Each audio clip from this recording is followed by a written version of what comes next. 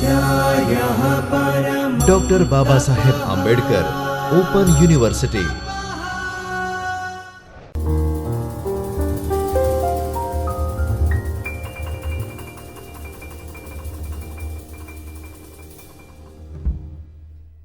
નમસ્કાર વિદ્યાર્થી મિત્રો, school of humanities and social sciences અભ્યાસક્રમ બેચલર ઓફ આર્ટ્સ BA, હું ડૉક્ટર શિલ્પા રાજ્યગુરુ ચૈતન્ય સ્ટુડિયોમાંથી આપનું હાર્દિક સ્વાગત કરું છું. વિદ્યાર્થી મિત્રો, આજે આપણે વાત કરવા જઈ રહ્યા છીએ 204 SYBA સમાજશાસ્ત્રીય વિચારકો, જેનું એકમ 10 ગ્રામીણ વિકાસના મુદ્દાઓ અંગેની ચર્ચા કરવા જઈ રહ્યા છે. ત્યારે એકમ ગ્રામીણ વિકાસના મુદ્દાઓ અંગેનો કેટલોક પરિચય મેળવીએ. વિદ્યાર્થી મિત્રો, પરિચયની અંદર જ્યારે તમે આ અભ્યાસક્રમ શરૂ કરશો ત્યારે પહેલો સવાલ એ થાય કે ગ્રામીણ વિકાસનો અર્થ શું હોઈ શકે. આ અભ્યાસક્રમ અને આ એકમને તમે અભ્યાસ કર્યા બાદ એના વિશે શું શું જાણી શકશો? તો ગ્રામીણ વિકાસનો અર્થ તમે સમજી શકશો. ગ્રામીણ વિકાસના કેટલાક મુદ્દાઓ, જેમ કે ભારતની અંદર ભારતીય સંસ્કૃતિ છે એની મૂળ પરંપરા ગ્રામીણ સંસ્કૃતિ છે. તો ગામડું શું છે, ભારતના જુદા જુદા ગામડાઓનો બનેલા દેશ અને ભારત જે ગ્રામીણ સંસ્કૃતિ ધરાવે છે એના વિશેની સમજ મેળવી શકશો. ગ્રામીણ સમુદાયમાં અહીંયા વાત કરી છે મુજબ સંયુક્ત કુટુંબ, ગ્રામીણ જ્ઞાતિ, ગ્રામીણ ખેતી, ગ્રામીણ પરંપરા અને ગ્રામીણના દેશી રજવાડાઓ અંગેની સમજ તમે મેળવી શકશો. તો આ આખા ગ્રામીણ સમુદાય અંગેના અભ્યાસક્રમને અથવા ગ્રામીણ વિકાસના મુદ્દા અંગેનો જે એકમ છે એનો પરિચય મેળવતી વખતે વિદ્યાર્થી મિત્રો, તમે એકમનો સંપૂર્ણ અભ્યાસ કરશો ત્યારે કેટલાક પરિસ્થિતિઓ અને પરિબળો જે ગ્રામીણ સંસ્કૃતિ છે એની અંદર તમે એનાથી જાણકાર કે માહિતગાર બની શકશો. હવે પહેલો પ્રશ્ન એ થાય કે જ્યારે ગ્રામ્ય વિકાસની કે ગ્રામીણ વિકાસની આપણે વાત કરતા હોય તો વિદ્યાર્થી તરીકે આપણા મગજમાં ગ્રામીણ વિકાસ અથવા ગ્રામ્ય વિકાસ એટલે શું, એ કન્સેપ્ટ એક ક્લિયર હોવો જોઈએ. તો અહીંયા આપણે વાત કરીએ છીએ કે ગ્રામીણ વિકાસ એટલે શું અથવા ગ્રામ્ય વિકાસ એટલે શું, તો કે જ્યાં સમાજમાં આર્થિક, સામાજિક, જો અહીંયા વાત કરી છે કે 3 પહેલુંની વાત કરી છે કે આ આર્થિક, સામાજિક, રાજકીય અને સાંસ્કૃતિક દ્રષ્ટિએ અને નૈતિક ક્ષેત્રમાં, ખાસ કરીને નીતિમત્તાના ક્ષેત્રમાં આ બાબતોની અંદર જ્યારે હેતુપૂર્વક ઈચ્છિત દિશામાં પરિવર્તન આવે ત્યારે આપણે એને શું કહીએ છીએ? ગ્રામીણ વિકાસ તરીકે ઓળખીએ છીએ. ગ્રામીણ વિકાસની બાબતોમાં, ગુણાત્મક બાબતોમાં અને બીજી અનેક આર્થિક બાબતોમાં પરિવર્તન જોવા મળે છે, એવી પણ એક વાત અહીંયા કરવામાં આવી છે. તો આગળ ગ્રામીણ વિકાસનો અર્થ એમાં કે ભારતની અંદર મૂળ જોઈએ તો ભારતમાં ગ્રામ્ય વિકાસનો ખ્યાલ પશ્ચિમી વિચારસરણી અને ગાંધીવાદી વિચારસરણીની અંતર્ગત જોવા મળ્યો છે. પશ્ચિમી વિચારસરણીમાં જોઈએ તો વિકાસમાં યાંત્રિક પરિવર્તન, વૈજ્ઞાનિક પરિવર્તન અને પ્રાકૃતિક તત્વો કે પ્રાકૃતિક વિજ્ઞાનો ઉપર, પ્રાકૃતિક બાબતો ઉપર વિજ્ઞાનનો અંકુશ હોય, જેને આપણે ઔદ્યોગિકરણ અને શહેરીકરણ તરીકે ઓળખાવી શકીએ છીએ.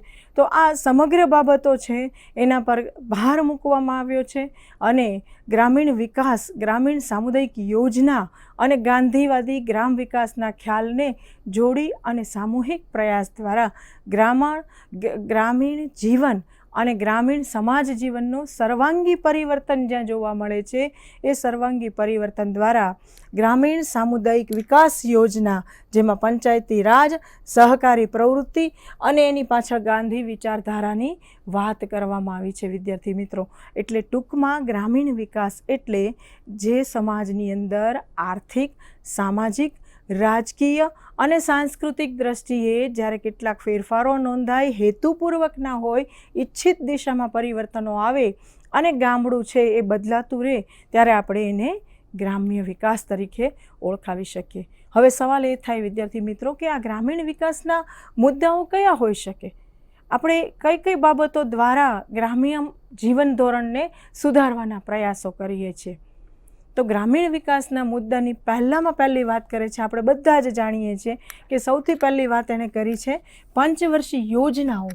આ પંચવર્ષીય યોજનાઓ છે એ દર 5 વર્ષે નવી નવી યોજનાઓ આવે છે અને નવી નવી યોજનાઓ આવે છે એમાં પહેલી યોજના કરતાં બીજી યોજનામાં, બીજી યોજના કરતાં ત્રીજી યોજનામાં કંઈક નવું એવું આવે છે કે જે ગામડાઓને બદલાવાનો કે પરિવર્તિત કરવાનો પ્રયાસ કરતા હોય, અને જેને આપણે કહીએ છીએ પંચવર્ષીય યોજનાઓના કેટલાક મહત્ત્વપૂર્ણ મુદ્દાઓ, જેમાં આર્થિક ક્ષેત્ર, એક પંચવર્ષીય યોજનામાં એવું કહેવાનું કે આર્થિક રીતે સદ્ધર બનાવો ગામડાઓને, ઉદ્યોગોનો વિકાસ કરો અને ઔદ્યોગિકરણ કરો, જેના કારણે ગામડાઓ આર્થિક રીતે સદ્ધર બને.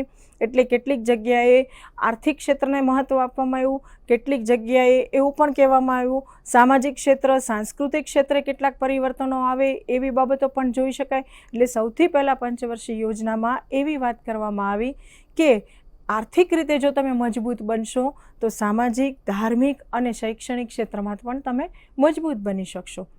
અને એટલા માટે પંચવર્ષીય યોજના છે એ વિકાસની અંદર સૌથી પહેલો મુદ્દો ઓળખાવી શકાય કે પંચવર્ષીય યોજના છે એ દાખલ કરવામાં આવે તો વ્યક્તિનું જીવન ધોરણ, માથાદીઠ આવકમાં સુધારો થાય. માથાદીઠ આવકમાં સુધારો થાય એટલે વ્યક્તિ સામાજિક, આર્થિક અને ધાર્મિક દૃષ્ટિએ પણ સદ્ધર બને. હવે બીજી વાત કરી છે, જો વિદ્યાર્થી મિત્રો, કે સમતોલ વિકાસના સાધનો. હા, પહેલાં પંચવર્ષીય યોજનામાં એવું કહેવાનું કે ભાઈ આર્થિક વિકાસ કરવો છે એટલે બધા જ આર્થિક સાધનો આપી દો, સુખ સુવિધાને વ્યવસ્થા આપી દો. પણ એ પણ કેવા પ્રકારનો હોય તો કે સમતોલ સાધન હોવા જોઈએ. એવું ન બનવું જોઈએ કે એક બાજુ ખૂબ જ વિકાસ હોય અને બીજી બાજુ સાવ પડતર હોય. તો વિકાસને પણ જ્યારે એપ્લાય કરો છો ત્યારે કેવી વસ્તુની વાત કરે છે તો કે વિકાસ છે સમતોલ હોવો જોઈએ, સરખા ભાગે. અહીંયા જો વાત કરી છે કે બીજા વિશ્વયુદ્ધ સમય દરમિયાન જ્યારે ભારતમાં ભાગલા પડ્યા અને એ દરમિયાન કેવું થયું તો કે અર્થવ્યવસ્થામાં અસમતુલા, એક જગ્યાએ પુષ્કળ વસ્તુ હતી, એક જગ્યાએ ડાઉન હતું, એક જગ્યાએ આર્થિક અપ હતું ને એક જગ્યાએ ડાઉન હતું. તો કેટલાક ગામડાઓ છે એ જે પડી ભાંગ્યા અને કેટલાક ગામડાઓ છે વધારે સદ્ધર બન્યા, આવી ઘટના બની.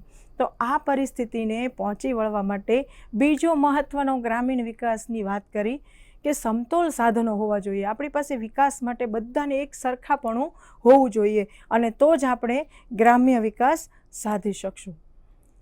હવે ગ્રામ્ય વિકાસના મુદ્દાઓ કયા કયા તો કે ભાઈ પહેલી વાત કરે છે કે ગ્રામીણ વિકાસમાં પંચવર્ષીય યોજના હોય, પછી સમતોલ વિકાસ થવો જોઈએ તો ગ્રામીણ સમુદાયનો વિકાસ થાય.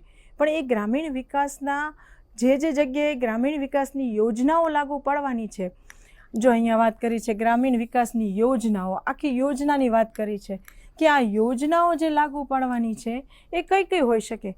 તો ગ્રામીણ વિકાસની યોજનામાં વાત કરવામાં આવી છે કે મહાત્મા ગાંધી રાષ્ટ્રીય ગ્રામીણ રોજગાર ગેરંટી એક્ટ દાખલ કરવો જોઈએ, રોજગાર બાહેધરી યોજનાઓ દાખલ કરવી જોઈએ, એની સાથે સંપૂર્ણ ગ્રામીણ રોજગાર યોજનાઓ, એવી ઘણી બધી યોજનાઓ, national social assistant programme, watershed, rural banking, central rural, એટલે વિકાસના મુદ્દાઓ 20 વિકાસના મુદ્દાઓ દાખલ કરવામાં આવ્યા.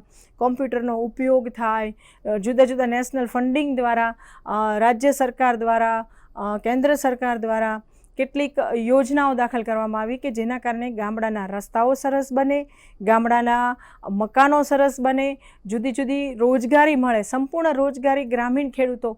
ભાઈ ખેતી કેવી હોય અત્યારે તો કે ભાઈ કેટલીક ખેતીઓ વરસાદ આધારિત હોય અને કેટલીક ખેતીઓમાં પાણી પૂરું ન પણ મળતું હોય. તો એવા સંજોગોમાં એવા કેટલીક યોજનાઓ આગળ દાખલ કરવામાં આવી કે જે ગ્રામ્ય વિકાસના મુદ્દા તરીકે આગળ વધી. રોજગારી સંપૂર્ણ આપવી, મહાત્મા ગાંધી રાષ્ટ્રીય ગ્રામ રોજગારી, સંપૂર્ણ ગ્રામીણ રોજગારી, ગ્રામ આવાસ યોજના, એ પણ બહુ મહત્ત્વની વસ્તુ છે કે ગ્રામીણ સમુદાયની અંદર આવાસ યોજના લાગુ પાડવામાં આવી. પછી અંદર કે છે વોટરશેડ ડેવલપમેન્ટ પ્રોગ્રામ પણ દાખલ કરવામાં આવ્યો. તો આ ગ્રામીણ વિકાસની કેટલીક યોજનાઓ વિકાસના પહેલા મુદ્દાની અંદર રજૂ કરવામાં આવી કે ભાઈ ગ્રામીણ વિકાસની કેટલીક બાબતો છે. એમાં ચોથી વાત કરે છે કે જમીન સુધારણા. જમીન પહેલાં કેવી હતી તો કે ભાઈ ખેડૂત ખેતી કરે અને એનો ઉપયોગ કરે, એમાં ખાતર બાતર નાખે અને અનાજ ઉગાવે. પણ જમીન સુધારણાનો મુખ્ય હેતુ શું હતો તો કે ખેડૂત જાતે ખેતી કરે, જમીનનો અધિકાર ખેડૂતને મળે. જમીનદારો જે ખેતી સિવાયની જમીન ઉપર અધિકાર ભોગવે છે એની બદલે જમીનની એક નવી નીતિનું સર્જન થાય અને જમીન સુધારણાના પગલાઓ રૂપે ખેડૂતો પણ એમાં ઇન્વોલ્વ થાય, એવી પણ એક વાત કરવામાં આવી છે. પાંચમી વાત કરી છે કે સિંચાઈ અને ટેકનોલોજી ગામડાઓની અંદર જ્યારે વિકાસ કરવો હોય તો પાણીનું પુષ્કળ જરૂર, કારણ કે આપણા ભારતના ગામડાઓ છે વિદ્યાર્થી મિત્રો એ પાણી પર વધારે નિર્ભર છે, ખેતી પર વધારે નિર્ભર છે, અને જ્યાં જ્યાં ખેતી છે ત્યાં ત્યાં એને પાણીની ને સિંચાઈની વ્યવસ્થાની જરૂર પડે. એટલે કહે છે કે સિંચાઈ અને ટેકનોલોજીનો જો સૌથી વધારે વિકાસ થાય તો ખેતીમાં આપણે થોડાક અપ થઈ શકીએ, આગળ વધી શકીએ અને એનો ઉપયોગ કરી અને આર્થિક જીવન ધોરણ સુધારી શકીએ. તો ગામડાઓમાં જો વિકાસ કરવો હોય તો સિંચાઈ અને તેની ટેકનોલોજી હોવી જોઈએ. હવે ગ્રામીણ વિકાસ માટે તેમને સિંચાઈની કેટલીક સગવડો વધુ સારી રીતે મળે એટલે એણે શું કર્યું તો કે જમીન આ આધુનિક ટેકનોલોજી અપનાવવાની, ખેતી કરે તો ખેતી પણ કેવી તો કે ભાઈ આધુનિક ટેકનોલોજીથી એની ખેતી થવી જોઈએ. નવા નવા સાધનો, હાઇબ્રિડ બિયારણો, રાસાયણિક ખાતરો, જંતુનાશક દવાઓ, આ બધી વસ્તુઓને વ્યવસ્થાઓ થાય તો આ પ્રકારની ખેતી અને સિંચાઈમાં ટેકનોલોજીનો ઉપયોગ થાય. તમને વિદ્યાર્થી મિત્રો ખ્યાલ હશે કે જૂની પદ્ધતિ પ્રમાણે આપણે કેવું હતું કે હળનો ઉપયોગ કરીને ખેતી થતી હતી, પછી ધીમે ધીમે ટ્રેક્ટરો આવ્યા અને ઘણીવાર તો હવે આધુનિક સમયની અંદર પણ કેટલીક નવી વસ્તુને નવી આધુનિક ટેકનોલોજીનો ઉપયોગ કરી અને ખેડૂતો પશુપાલનથી માંડી અને દરેક બાબતો ટેકનોલોજી દ્વારા ખેતી કરે છે. ઘણી બધી જગ્યાએ એવું પણ થવા માંડે છે કે કેટલીક જગ્યાએ ખેતરની અંદર ઈયળો, તીડો એનો ત્રાસ હોય અને એના ત્રાસના કારણે શું થતું હોય કે નાશ પામતો હોય પાક. તો એને અટકાવવા માટે શું કરવું જોઈએ તો કહે છે કે જમીનમાં સિંચાઈ અને ટેકનોલોજીના ઉપયોગથી દવાનો છંટકાવ કરવો, બિયારણ કઈ રીતે મૂકવા, માર્કેટ સુધી એને કઈ રીતે લઈ જવું, આખી ટેકનોલોજીનો ઉપયોગ કરો તો ગ્રામીણ સમુદાયમાં ખેતી છે એ આર્થિક દ્રષ્ટિએ વધુ સદ્ધર બનાવી શકાય અને ખેતીમાં મબલક પાક લઈ શકાય. ત્યાર પછી છઠ્ઠી વાત કરે છે કે ગ્રામીણ વિકાસના મુદ્દામાં ધિરાણની સગવડતાઓ સુધારવી. ધિરાણની સગવડતાઓ ગ્રામીણ વિકાસમાં વધારો થયો. ગરીબ કુટુંબનો પ્રશ્ન એવું છે કે ભાઈ ખેતી કરે છે, સામાન્ય ખેતી કરે છે, થોડી કમતી જમીન છે, આવકનો સ્ત્રોત એક જ છે ખેતી. તો એવા સંજોગોમાં શું થાય તો કે ભાઈ પાક ઘણીવાર અનિશ્ચિત હોય, વરસાદ હોય ત્યારે પાક આવે, બાકી પાક લઈ ન શકાય, તો જમીન આમનેમ પડી રહે. તો ધિરાણની જે સગવડતાઓ છે એ ખેડૂતો જ્યારે એ સગવડતાને આધારિત પોતાનું જીવન ધોરણ ચલાવે તો એ સદ્ધર બની શકે. તો ગામડામાં ધિરાણની સગવડતાઓ વધારવાના પ્રયાસો કરવામાં આવે. સાતમી વાત કરે છે વિદ્યાર્થી મિત્રો સ્વૈચ્છિક સંગઠનોની ભૂમિકા. જો આ બહુ મહત્વનું છે. ઘણીવાર આપણને એવું થાય કે ગામડામાં સ્વૈચ્છિક સંગઠનોનું શું કામ હોય જ નહીં, એકાદું સંગઠન માંડ હોય, કારણ કે વસ્તી બહુ 5000થી ઓછી હોય એટલા માટે. તો સ્વૈચ્છિક સંગઠનોની અહીં શું ભૂમિકા છે? ભારતમાં સ્વૈચ્છિક સંગઠનોની પ્રવૃત્તિ ખૂબ અસરકારક છે, કારણ કે ગ્રામીણ સમુદાયના લોકો એ સ્વૈચ્છિક સંગઠનની વાતમાં અથવા તો એની દરેક વાતને માનતા હોય છે. એટલે સરકાર એમ કહે છે કે સ્વૈચ્છિક સંગઠનોની અહીંયા ગ્રામીણ વિકાસ કરવામાં બહુ મહત્ત્વપૂર્ણ ભૂમિકા છે. ગુજરાતની પ્રવૃત્તિઓ સમગ્ર દેશમાં પ્રથમ સ્થાને છે કે જ્યાં સ્વૈચ્છિક સંગઠનોનું પ્રભુત્વ વધારે હોય. કેટલીક ગ્રામ્ય વિસ્તારોની અંદર જે સંસ્થાઓ છે એમાં અનુસૂચિત જાતિ, જનજાતિની સંસ્થા, સ્ત્રીઓને લગતી સંસ્થાઓ જે ગામડાને આર્થિક રીતે સદ્ધર બનાવવા માટે પ્રયાસો કરતી હોય. એમાં અહીંયા જો વાત કરી કે સામૂહિક ખેતી, કુટીર ઉદ્યોગો, પશુપાલન, ઔદ્યોગિક તાલીમ, આવી બધી બાબતોમાં આ સ્વૈચ્છિક સંગઠન છે એ ખૂબ મહત્ત્વપૂર્ણ ભૂમિકા ભજવે છે. કે જે ગ્રામીણ સમુદાયની અંદર સ્વૈચ્છિક સંગઠનો જોવા મળ્યા છે એ સંગઠનો અનુસૂચિત જાતિ, જનજાતિ અને સ્ત્રીઓને આર્થિક રીતે પગભર કરવામાં ખૂબ મદદરૂપ બને, એટલે આપોઆપ ગ્રામીણ વિકાસ પણ શક્ય બને.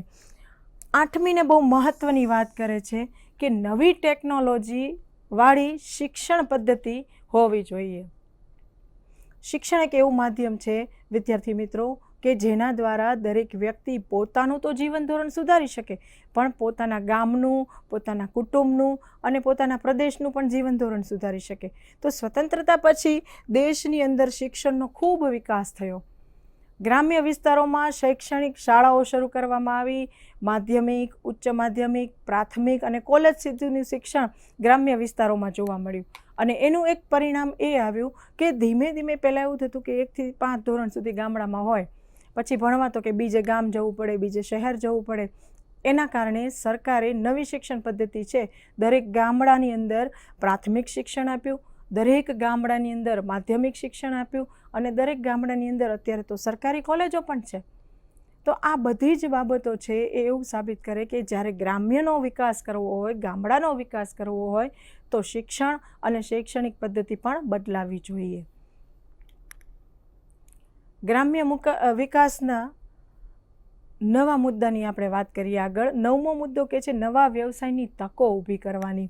જો અહીંયા કહે છે કે ગ્રામીણ વિકાસની અંદર અત્યાર સુધી શું હતું તો કે ભાઈ ખેતી કરતા, પશુપાલન કરતા, ગૃહ ઉદ્યોગો જોવા મળે. તો હવે તો કે ભાઈ આ નાની ગ્રામ્ય વિકાસની જે વ્યવસાયોની તકો છે એના કારણે ઘણીવાર શું થાય કે ભાઈ ખેતી કેવી હોય, વરસાદ આધારિત હોય, એટલે જ્યારે વરસાદ પડે ત્યારે પાક લઈ શકાય, બાકી તો ખેતીની જમીન આમનેમ જ હોય. તો એના કારણે નવા વ્યવસાયની તકોમાં નવી શાળાઓ ખોલવાની, આરોગ્ય કેન્દ્રો ખોલવાની વાત કરે છે, નવા સામાજિક અને સાંસ્કૃતિક પ્રવૃત્તિઓ વિકસાવવાની, આરોગ્ય કેન્દ્રની સાથે કેટલીક સ્પોર્ટ્સને લગતી એક્ટિવિટી પણ કરવાની. તો આ બધી બાબતોના કારણે જે ભૂમિહીન ખેડૂતો છે, જે લોકો પાસે જમીન નથી, પાક નથી લઈ શકતા, એવા ખેડૂતો છે એ ખેડૂતો શું કરશે, નવા વ્યવસાયની તકો ઊભી થશે તો એમાં કામ કરી શકશે અને વ્યવસાય કરશે અને પૈસા મળશે તો આર્થિક રીતે સદ્ધર થશે અને કુટુંબને પણ સદ્ધર બનાવશે. તો ગ્રામીણ વિકાસના મુદ્દામાં આ પણ વાત કરી છે વિદ્યાર્થી મિત્રો. ત્યાર પછી આગળ વાત જોઈએ કે વિકાસને વેગ આપવા માટે ઇન્ફ્રાસ્ટ્રક્ચરને પ્રોત્સાહન આપવું. હવે વિકાસને આપણે વેગ આપીએ છીએ તો એના માટે એવું આપણી પાસે કંઈક સ્ટ્રક્ચર તો હોય ને. માનો કે આરોગ્ય કેન્દ્ર ખોલવું છે, મારે વિકાસ કરવો છે, નવી તકો વ્યવસાયની ઊભી કરવી છે, તો એના માટે મારે શું જોઈશે? ઇન્ફ્રાસ્ટ્રક્ચર જોઈશે. જ્યાં આરોગ્ય કેન્દ્ર ખોલવાનું હોય એવી એક પ્રકારની વ્યવસ્થા ઊભી કરવી પડશે. જો ગ્રામીણ વિકાસ માટે સૌથી પહેલી વાત કરે છે કે ઇન્ફ્રાસ્ટ્રક્ચરમાં એક જગ્યાએથી બીજી જગ્યાએ જવા માટે માર્ગ પરિવહનની જરૂર પડે, એટલે ધોરીમાર્ગો જોઈએ અને એટલે પાક્કા રસ્તાઓ બનાવવાની જરૂર પડે. પછી બીજું તો કે ભાઈ નાના ઉદ્યોગો શરૂ કરવા હોય તો વીજળી છે, કોલસો છે, પેટ્રોલિયમ છે, રેલવે સુવિધાઓ છે, આ બધી વસ્તુઓ ગામડામાં વિકસાવવી જોઈએ અને એને વેગ આપવા માટે આ પ્રકારનું એક નવું ઇન્ફ્રાસ્ટ્રક્ચર ઊભું થાય એવું પ્રોત્સાહન આપવું જોઈએ. નવા પ્રકારની ખાતરો, નવા પ્રકારની દવાઓ મળી શકે, સરકાર દ્વારા જેટલા પણ નાણાં ફાળવવામાં આવ્યા છે, બજેટ ફાળવવામાં આવ્યું છે, એનો મેક્સિમમ ઉપયોગ ગામડામાં થઈ શકે એવા પ્રયાસોને પ્રોત્સાહન આપવું જોઈએ. 11મી વાત કરે છે વિદ્યાર્થી મિત્રો પોષણ સંબંધી અને આરોગ્ય સેવાઓ અને સંકલિત બાળ વિકાસની સેવાઓ ગામડામાં વિકસાવવી જોઈએ અને તો ગ્રામીણ વિકાસ પોસિબલ બને. જરૂરી પોષક તત્વો છે એનો અભાવ હોય છે અને બાળકો જે આહાર ગ્રહણ કરે છે એમાં પોષક તત્વો કેટલા હોય છે અને એ બધી બાબતોને ધ્યાનમાં રાખીને અહીંયા બાળકો, વૃદ્ધો અને બાળ વિકાસની કેટલીક બાબતો ઉપર વાત કરવામાં આવી છે. ગામડે તમને ખબર હશે કે હવે તો આંગણવાડીઓ પણ એટલી બધી સદ્ધર થઈ ગઈ છે, શાળાઓ પણ એટલી સદ્ધર થઈ ગઈ છે કે શાળાઓમાં પણ કેટલીક દવાઓનું વિતરણ કરવામાં આવે છે, કેટલાક ખોરાક જે એને પૌષ્ટિક અને એમના પોષક તત્વોમાં વધારો કરે એવા આપવામાં આવે છે. તો આ વિકાસના મુદ્દાની આપણે વાત કરી કે ગ્રામીણ વિકાસના કેટલા મુદ્દાઓ છે, કઈ રીતે ગ્રામીણ વિકાસ કરવો જોઈએ અને ગ્રામીણ વિકાસ વર્તમાન સમયમાં આર્થિક, સામાજિક, રાજકીય અને નૈતિક ક્ષેત્રમાં હેતુપૂર્વક અને ઈચ્છિત દિશામાં પરિવર્તનો આપે છે. કુટુંબ, ઉદ્યોગ, રહેઠાણ, આવક આ બધી બાબતો છે એ સહકારમય જીવન જીવી શકે અને ગામડાઓમાં સામાજિક ફેરફાર થાય એને આપણે ઓળખાવી શકીએ. હવે કેટલાક મહત્ત્વના પ્રશ્નો છે. ગ્રામીણ વિકાસ અંગે નોંધ લખો, ગ્રામીણ વિકાસનો ખ્યાલ સમજાવો અને સમગ્ર ગ્રામ્ય વિકાસ અંગેનું વર્ણન કરો. અને અહીં સ્ક્રીન ઉપર કેટલાક તમને એના સંદર્ભ ગ્રંથો પણ જોવા મળશે. તો વિદ્યાર્થી મિત્રો ફરી મળીશું નવા કોઈ અંક સાથે. ત્યાં સુધી હું રજા લઉં. નમસ્તે. સ્વાધ્યાયઃ પરમં તપ